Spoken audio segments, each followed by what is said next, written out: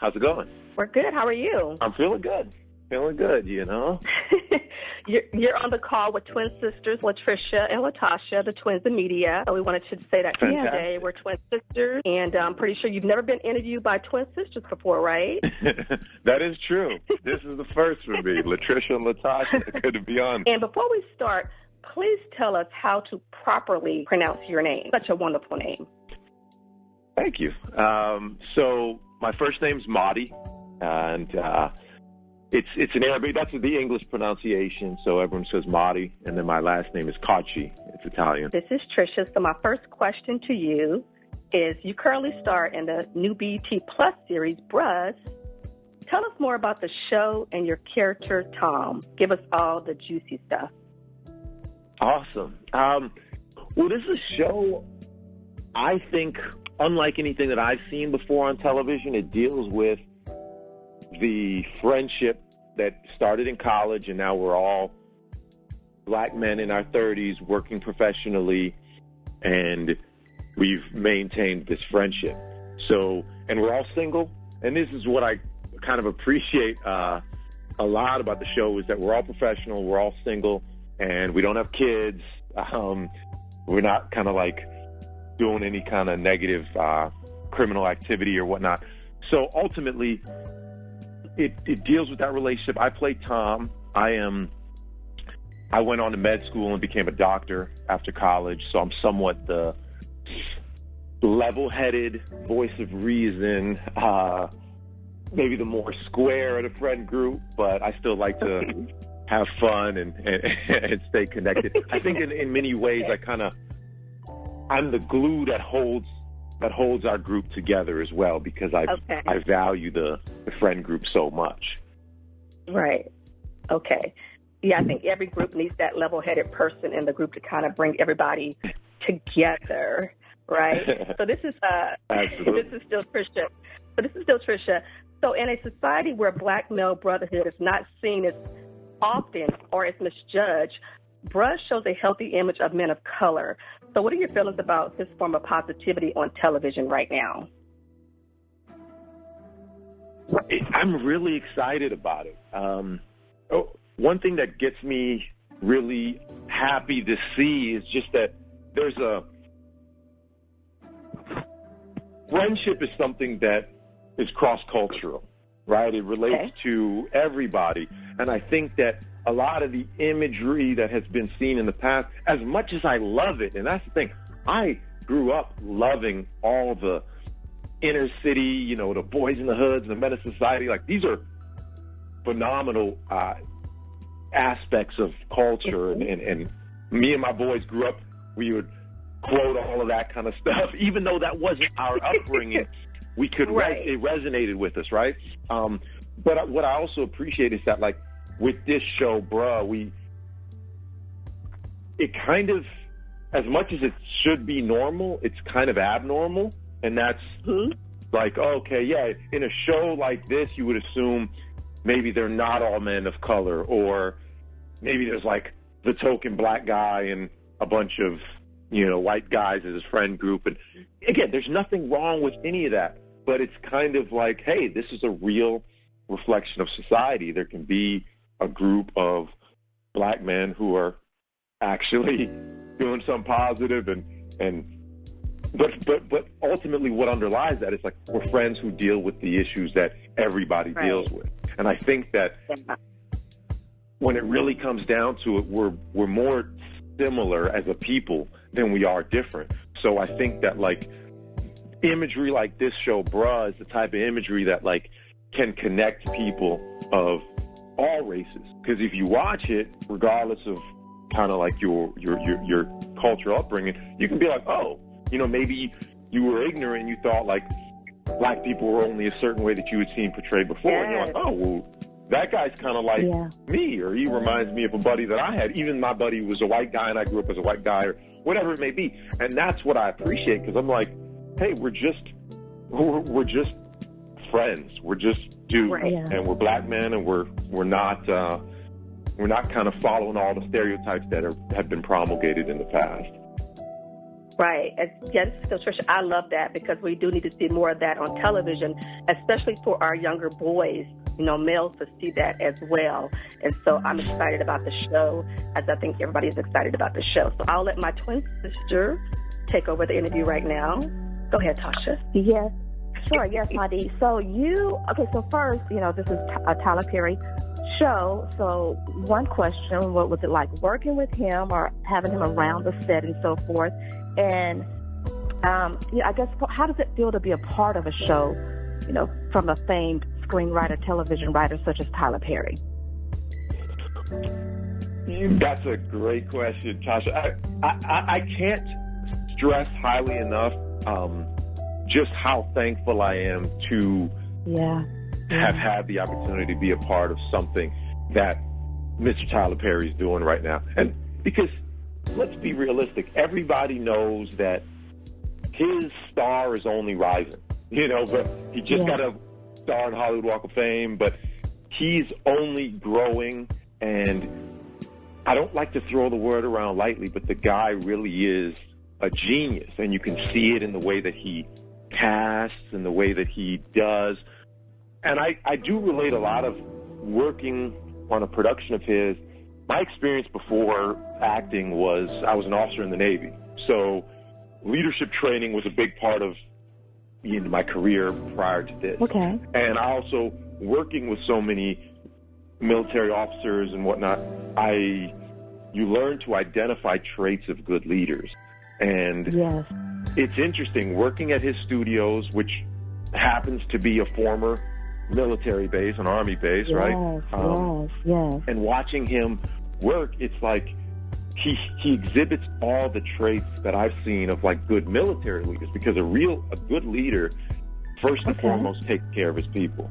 And that's, you absolutely see that with Tyler Perry. He cares about everyone. And that goes from, the executive level down to the PA level. Everybody on one of his productions, he sincerely cares about. He gives us opportunity and he empowers us. And I think that even talking to some executives and other people on his, on the crew and cast and whatnot, they were talking about, we all want to do a good job for him. And that's like that.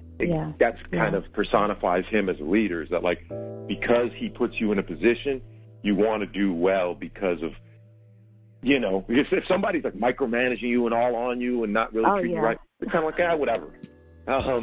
But working for that type of boss is really very rewarding. And I'm glad, Mahdi, that you have that experience, you along with the other cast members. And I have to ask, I just have to, did any Madea slip outs come? Because you do a character for so long.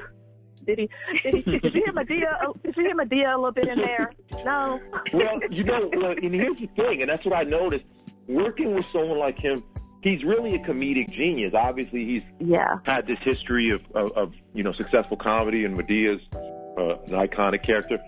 And so what would happen at certain parts is, because he's directing, he's right there on the scene, directing all of our, he's yelling action and cut on everything that we're doing. And he would yell out, like he'd kind of like give us line feeds of improvised. So, and a lot of times you would see him do it through the Miss Alice character. Miss Alice played by Chandra Corelli, who's a fantastic actress. Yes. She kind of brings that. She's like the mom who's a little bit crass and very direct and no filter and all that. So there are some elements of Madea-esque elements that she brings to the table. I like that. So in certain scenes, he would throw out lines for her to say, and she would just perfectly deliver them, and it would kind of just enhance the comedy of the whole scene. So there was his mind is always working. He's got the comedy's always there. So he's already written the script, but in the moment when he sees something, he'll just throw it out there, and then brand new things can happen. It's really funny. Love it. So another question for you. We will see you in the new Issa Rae movie, The Lovebirds, on Netflix, which also stars Kumail. I might have butchered his name, but your character is Keith, a potential love interest of Issa's character, Leilani. Tell us, what can fans look forward to in watching the movie? Okay, and I'm super excited about this movie. Like, those two, first and foremost, Issa Rae and Kumail Nanjiani, they're like comedic gold together. And really the triumvirate of those two and the director, Mike Showalter, because they all three, they work together really closely. And that was actually my first experience seeing how these comedic genius directors work. And Mike Showalter did the same thing that Tyler Perry would do. Like, in the moment of the scene, he would throw out lines for Issa to say or Kumail to say or one of the other actors to say. And it would always just enhance, like, how much it would, you know what I mean? Like, read into the funny of the whole story. So it's going to be a really funny ride. It's all done in one night, so they have like this crazy night. Two of them are a couple, and I am her. I'm a co-worker of Issa's, and I cause a little bit of contention because Kumail's character thinks that thinks that she might have eyes for me. So that kind of plays into the comedy. So, you know, we all meet up at this dinner party, and he's looking at me sideways, and we have some funny experiences. Checking you out, Yeah. Wonderful. Well, congratulations.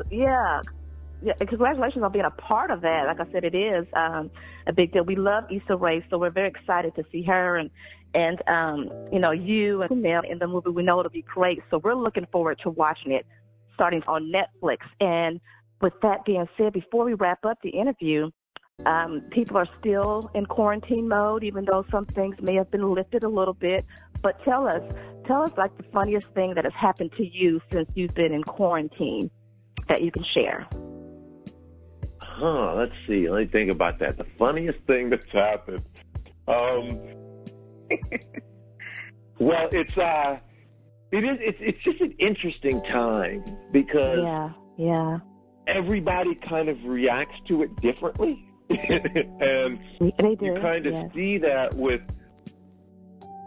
because we live in this free country, so we have the ability to kind of make all the choices that we want to make. And something that is comical is, in a way, some of the restrictions and rules remind me of TSA. And that is like, it gives us the idea and the feeling that maybe we're being safer. But there's a lot of, if you really want to like dive into it, there's a lot of points where it doesn't make the most sense. Oh, yeah. Like, for example, okay, everybody stay home because we don't want to, transfer these germs amongst each other. Yeah. That makes sense. Mm-hmm. Except for essential things. Okay, cool. So what does that mean? Well, the grocery store is one.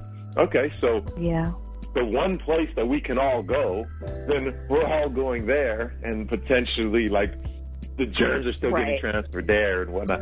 So it's all kind of like an interesting, but at the same time, it's unprecedented. So we're just trying to do our part. We don't want this to get out of hand. And, you know, I think that, like, one of the funniest things that I personally saw, which it might not be funny to everybody, but the internet always makes something funny. The internet, the internet called the virus the boomer remover.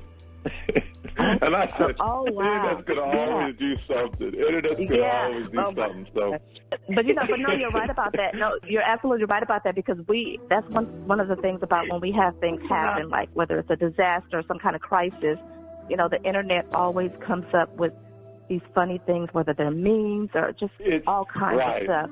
And you know, like, a lot of my mom even had to laugh about that one, right? It's like, it's funny. You have to think that is funny. That was funny, yeah. And then you have to it also helps us too, because sometimes we're in a certain state of mind and we need that little breakup of laughter, whether it's coming through something on the internet or like a phone conversation or a video that we're doing with family, friends, and professionals and things of that sort. So, it helps us navigate through the day. So. Exactly. I saw another funny meme, speaking of that was like, hey, you know, enjoy this time with family and everything like that, because after it's over, everybody's going to get caught up in unemployment fraud. Yeah, and that's funny too. Yeah, that's 20 million people on unemployment or more, whatever. Yay. Yeah, so just please let's keep the families together. Keep the families together. Mahdi, it was such a pleasure speaking with you this afternoon, and like I said, we're excited for you being on the BET Plus series Bruh, and then also for the Lovebirds movie that again premiered May 22nd on Netflix. And congratulations on all of your success, and you'll have to come back and interview with us and let us know about your other future projects going forward. But thank you so much for interviewing with the Twins of Media, Trisha and Tasha. Trisha and Tasha, yes. You ladies have been so great. It's been a lot of fun talking to you. Thanks again for wonderful. Thank you. Have a good day, okay? All right. Okay, you too, ladies. Bye-bye. Bye-bye. Bye-bye.